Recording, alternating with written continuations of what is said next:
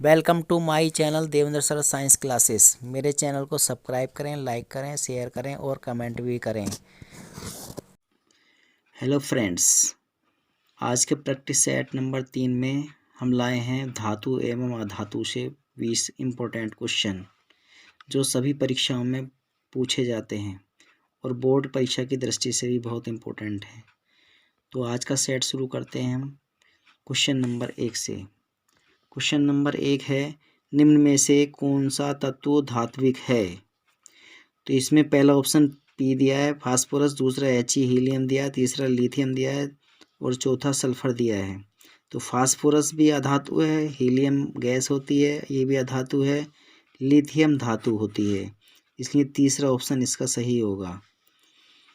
ठीक है, question number 2 पर आते हैं। ताम्र ग्लास का रासायनिक सूत्र है, पहला ऑप्शन दिया Cu2S, दूसरा दिया Cu2O, तीसरा दिया CuFeS2 और चौथा दिया है CuCO3। तो इसका पहला ऑप्शन सही है Cu2S यानी क्यूप्रिक सल्फाइड। क्वेश्चन नंबर 3 पर आते हैं। पीतल है यानी पीतल किस किस चीज़ का मिश्रण है? तो यह पीतल क्या होती है, धातु होती है या अधातु होती है? पहला ऑप्शन दिया उपधातु, दूसरा अधातु, तीसरा यौगिक, चौथा मिश्रण। तो पीतल जो होती है वो एक मिश्रण होती है, क्योंकि पीतल के अंदर कॉपर प्लस जिंक पाया जाता है Zn। इसमें 70% कॉपर होती है और 30% जिंक होती है। इन दोनों का मिश्रण जो है पीतल कहलाता है। Question number 4। क्वेश्चन नंबर 4 है, मैट में मुख्यतः होता है, पहला ऑप्शन दिया FeS, दूसरा दिया Cu2S, तीसरा दिया Cu2S तथा FeS और चौथा दिया Cu2S तथा Fe2S3। ठीक है, तो इसमें तीसरा ऑप्शन सही है Cu2S तथा FeS यानी क्यूप्रिक सल्फाइड तथा फेरस सल्फाइड दोनों मैट में होते हैं। क्वेश्चन नंबर 5, फफोलेदार तांबे में कॉपर की प्रतिशत मात्रा होती है, यानी फफोलेदार कॉपर, जब हम कॉपर को प्राप्त करते हैं तो पहले फफोलेदार कॉपर प्राप्त होता है। फफोलेदार कॉपर उससे कहते हैं जिसमें बुलबुले उठते हैं और ऊपर सतह पर बुलबुले बने हुए दिखाई देते हैं। तो इसमें पहला ऑप्शन दिया 98%, बी दिया है 2%, सी दिया है 70% और डी दिया है 30%। तो इसका ऑप्शन ए सही होगा, 98%। क्वेश्चन नंबर 6, SO2 का जलीय विलयन H2S से अभिक्रिया करके सल्फर अपक्षेपित करता है, इसमें SO2 कार्य करती है। पहला ऑप्शन दिया ऑक्सीकारक का, दूसरा अम्ल का, तीसरा अपचयक का और चौथा क्षार धातु का। तो इसका पहला ऑप्शन सही है, ये ऑक्सीकारक का कार्य करती है। क्वेश्चन नंबर 7, अमलगम होते हैं, ऑप्शन ए दिया उपधातु, बी दिया मिश्र धातु, सी दिया यौगिक और डी दिया विषमांगी मिश्रण। तो इसका बी ऑप्शन सही है, मिश्र धातु, क्योंकि अमलगम का मतलब होता है कि Hg जिसके साथ भी मिलेगी उसी का अमलगम बना लेगी। मान ले Hg Na के साथ मिल गई, यानी Hg मरकरी होती है, Na सोडियम होता है, इन दोनों का मिश्रण जब ये Na के साथ मिली है तो सोडियम अमलगम कहलाएगा, और किसी और धातु के साथ मिलेगी तो उसी का अमलगम कहलाएगा। तो जब Hg यानी पारा किसी के साथ मिलता है तो उसे अमलगम कह देते हैं, तो ये मिश्र धातु कहलाती है। क्वेश्चन नंबर 8, निम्न में से कौन सी धातु ठंडे जल से हाइड्रोजन गैस निकालती है? पहला ऑप्शन दिया है तांबा, दूसरा दिया है सोना, तीसरा दिया है पोटेशियम, चौथा दिया है एल्यूमिनियम। तो इसमें पोटेशियम यानी तीसरा ऑप्शन सही है, क्योंकि पोटेशियम जो है विद्युत रसायन श्रेणी में ऊपर आती है, तांबा सोना ये जो है हाइड्रोजन से भी नीचे आते हैं। तो यही जो विद्युत रासायन श्रेणी में ऊपर आएगा वही हाइड्रोजन गैस को निकाल सकता है। तो इसमें जो पोटेशियम सही ऑप्शन होगा। क्वेश्चन नंबर 9, कॉपर पाइराइट को वायु में गर्म करके सल्फर को दूर करने की क्रिया को कहते हैं। पहला ऑप्शन दिया निस्तापन, दूसरा भर्जन, तीसरा प्रगलन, चौथा विषमरीकरण। तो ये क्रिया भर्जन कहलाती है, क्योंकि वह भर्जन की क्रिया में किसी भी धातु के अयस्क को वायु की उपस्थिति में गर्म करते हैं, तो इस क्रिया को ही वर्षण कहते हैं। इसमें जो है सल्फर दूर हो जाती है, तो दूसरा ऑप्शन इसका सही होगा। क्वेश्चन नंबर 10 देखेंगे।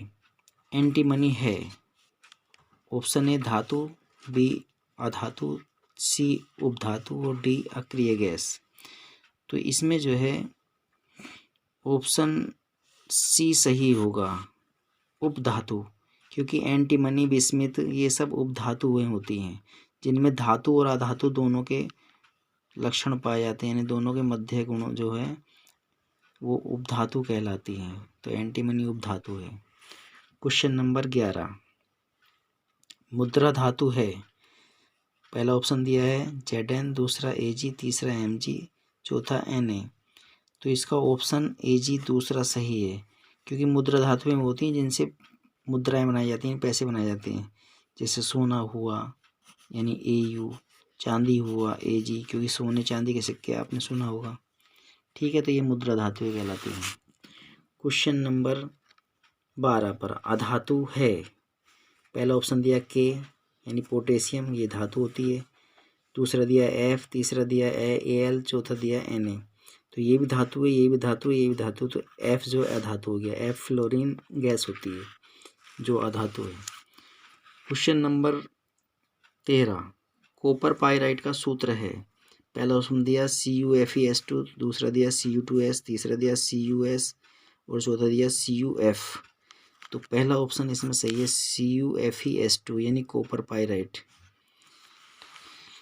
क्वेश्चन नंबर 14, ठंडे तनु अम्ल से हाइड्रोजन गैस बनाता है, पहला ऑप्शन दिया है सिलिकॉन, दूसरा दिया है कॉपर, तीसरा दिया है जिंक और चौथा दिया है carbon.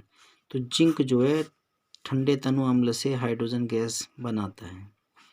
Question number 15, German silver में कौन सी धातु नहीं होती, पहला ऑप्शन दिया Cu, दूसरा दिया Zn, तीसरा दिया Ag, चौथा दिया Ni। तो जर्मन सिल्वर में Cu भी होती है, Zn भी होती है, Ni भी होती है, Ag नहीं होती, इसलिए सही ऑप्शन जो है तीसरा हो गया Ag। जबकि इसका नाम सिल्वर है, लेकिन सिल्वर ही इसमें नहीं पाया जाता है।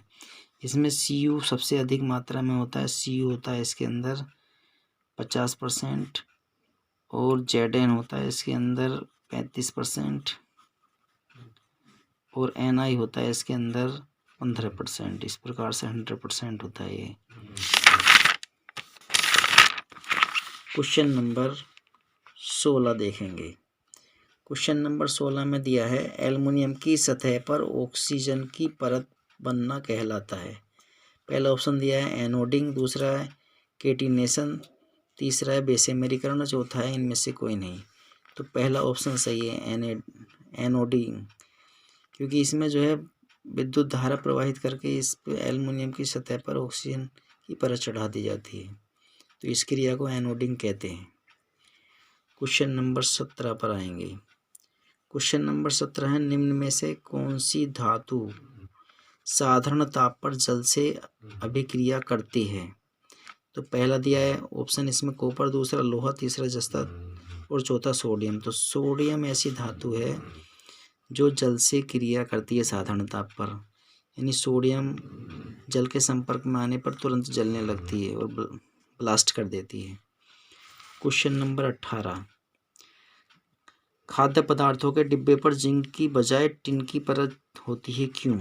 पहला ऑप्शन दिया टिन की अपेक्षा जिंक महंगा है, दूसरा दिया टिन की अपेक्षा जिंक का गलनांक अधिक है, तीसरा दिया टिन की अपेक्षा जिंक कम अभिक्रियाशील है और चौथा दिया टिन की अपेक्षा जिंक अधिक अभिक्रियाशील है। तो इसमें चौथा ऑप्शन सही होगा, टिन की अपेक्षा जिंक अधिक क्रियाशील है, इसलिए जिंक की बजाय हम जो है टिन की परत चढ़ाते हैं खाद्य पदार्थों पे, जिससे कि वो क्रिया ना करें। क्वेश्चन नंबर 19, क्लोराइड अयस्क का उदाहरण है, पहला ऑप्शन दिया बॉक्साइट, दूसरा मेलेकाइट, तीसरा सीडेराइट, चौथा दिया हॉर्न सिल्वर। तो इसमें चौथा ऑप्शन सही है, क्योंकि इसका सूत्र होता है AgCl, यानी इसमें क्लोरीन होती है, क्लोरीन होने के कारण ये क्लोराइड अयस्क कहलाता है। क्वेश्चन नंबर 20 देखेंगे। कॉपर का अयस्क है, पहला ऑप्शन दिया बॉक्साइट, दूसरा मेलेकाइट, तीसरा कार्नेलाइट, चौथा सीडेराइट। तो बॉक्साइट तो एल्युमिनियम का अयस्क होता है, मेलेकाइट इसमें जो है कॉपर का होता है, कार्नेलाइट ये ब्रोमीन का होता है, तो इसमें दूसरा ऑप्शन सही है। इस प्रकार आज हम 20 क्वेश्चनों की सीरीज लाए जो बहुत ही इम्पोर्टेंट थी सभी दृष्टि से। ये सभी एग्जामों में पूछे जाते हैं और बोर्ड की दृष्टि से भी बहुत इम्पोर्टेंट है। इसी प्रकार अगली सीरीज लाएंगे हम 20 क्वेश्चनों की, वो नए टॉपिक पर लाएंगे। Thank you.